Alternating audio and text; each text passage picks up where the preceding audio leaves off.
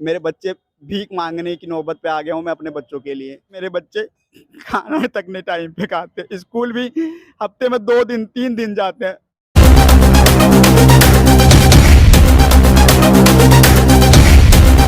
नमस्कार दोस्तों, मैं मुनीस। आप देख रहे हैं Delhi public opinion news.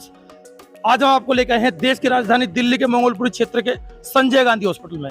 Sanjay Gandhi hospital में जहां एक दिल दहला देने वाला मामला सामने आया, एक ऐसा मामला जो रिश्तों को शर्मसार करता है, जो हमारे समाज को शर्मसार करता है। एक ऐसा व्यक्ति जो आज से 14 वर्ष पहले एक प्रेम विवाह करता है। प्रेम विवाह के बाद 14 वर्ष बिताने के बीच मध्य जो 3 बच्चे पैदा होते हैं, उनको लालन पालन बड़े प्यार से करता है।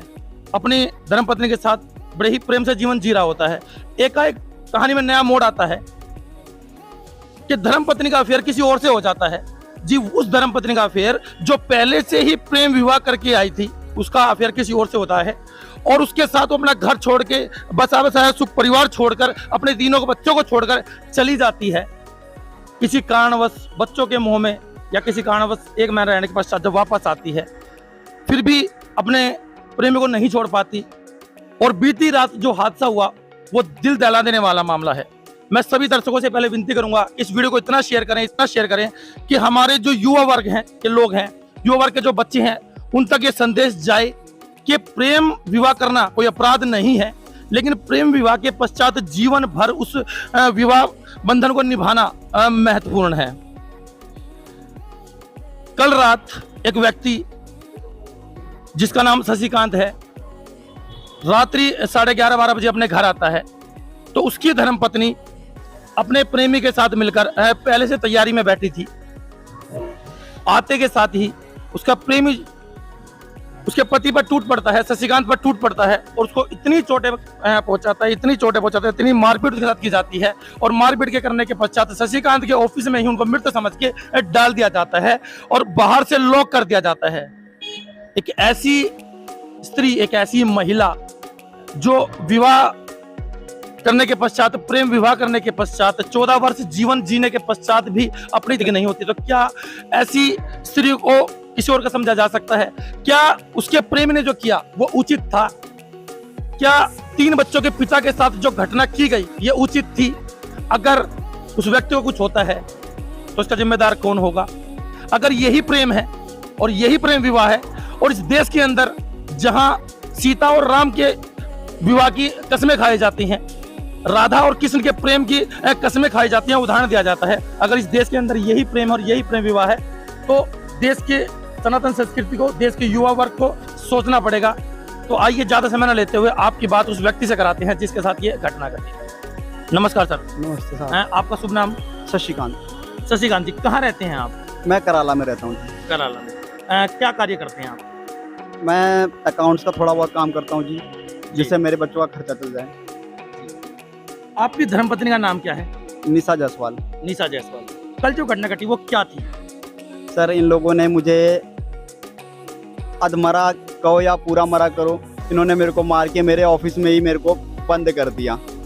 ठीक है जी, मैं बोलता रहा कि निशा जी, मेरे को आपका जो यार है जितेंद्र, जो भी आपका रिलेशनशिप है उससे, ठीक है, उसने मेरे को, आपका ये यहाँ पे खड़ा है, मैं ऊपर आके सिर्फ ड्रेसिंग कर लूँ, नहा लूँ, क्योंकि इन लोगों ने मेरे को 1-1.5 घंटे तक मारा था।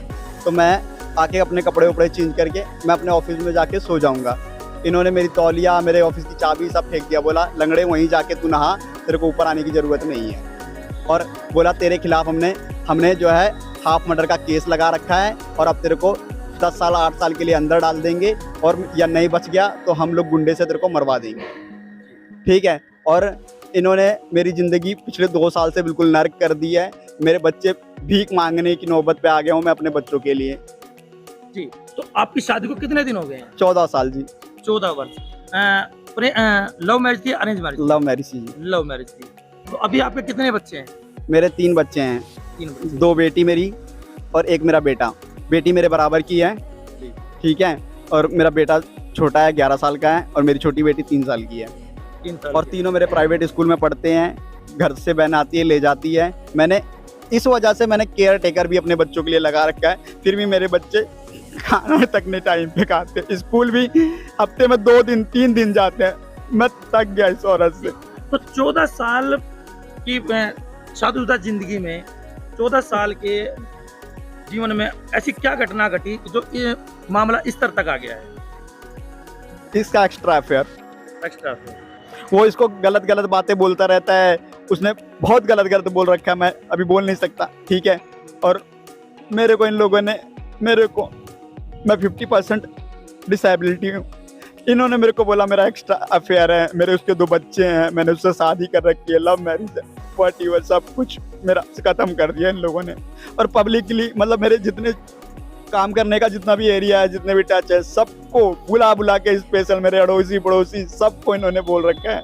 जी, अभी आप सरकार से, दिल्ली पुलिस से क्या चाहते हैं? दिल्ली पुलिस द्वारा आपने कंप्लेंट की है दिल्ली पुलिस को या कर की है, तो दिल्ली पुलिस ने क्या कार्रवाई की है और क्या आप चाहती हैं दिल्ली पुलिस से? मैं चाहता हूँ आप लोग डीपली सब कुछ देखें, मैनिपुलेटेड चीज़ें कुछ भी ना देखें, और जो आप लोगों को बेस्ट डिसीजन लगे वो आप लोग लें।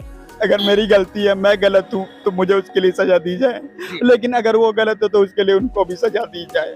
रात, अभी आपने बताया कि रात को आपके साथ हाथापाई हुई, मारपीट हुई, उसके बाद अभी जो है आप संजय गांधी हॉस्पिटल में हैं, तो यहाँ सबसे पहले तो आपकी तबीयत कैसी है और डॉक्टर ने जो ट्रीटमेंट दिया है उसके बाद आपको आगे की कार्रवाई क्या चाहते हैं आप? शरीर में दर्द है, दवाई खाई है, आराम है, इंजेक्शन लगे हैं, सब कुछ ठीक है। अभी कहाँ कहाँ चोटें आई हैं आपको? पूरी बॉडी में, कहाँ कहाँ बताऊँ मैं आपको, हेड पे, बैक हेड पे, घुटने की, पैरों के घुटने की नी पे, मेरी छाती है, बैक साइड, फ्रंट साइड, मेरे से सांस लेने में भी, अभी तो फिलहाल मैं दवाई खाया हूँ इसलिए बोल भी पा रहा हूँ, अदरवाइज सांस लेने में भी रात को मैं समझ गया था, मेरे को लगा नहीं कि मैं सवेरे तक जी भी पाऊँगा। और शुक्र है कि मेरा फ़ोन ऑन था, तो मेरी केयर टेकर ने मुझे मॉर्निंग में कॉल किया, सर आप कहाँ हो? मैंने कहा मैं ऑफिस में हूँ और आप मेरे को संजय गांधी हॉस्पिटल या किसी भी हॉस्पिटल ले चलो, मेरे को ट्रीटमेंट की ज़रूरत है। तब वो आके मेरा ट्रीटमेंट उन्होंने कराया। अभी मैं अभी हॉस्पिटल में ही हूँ और अभी मैं समझ नहीं आ रहा कि मैं घर जाऊँ फिर मेरे को मार दें या मेरे को फिर पुलिस में बंद करा दें, मेरी समझ में नहीं आ रहा है मैं क्या करूँ। जी, तो देखिए ये वो दर्द भरी कहानी है, दर्द भरी दास्तां है जो उस युवक द्वारा बताई गई है कि जिसकी धर्म पत्नी ने 14 वर्ष वैवाहिक रिश्ते रखने के पश्चात अपने प्रेमी के साथ मिलकर अपने घर परिवार को नस्तोनाबूद कर दिया है, सत्यानाश कर दिया है, अपने ही पति की हत्या की कोशिश की गई है। जी, इसी के साथ आप देख रहे हैं दिल्ली पब्लिक ओपिनियन न्यूज़।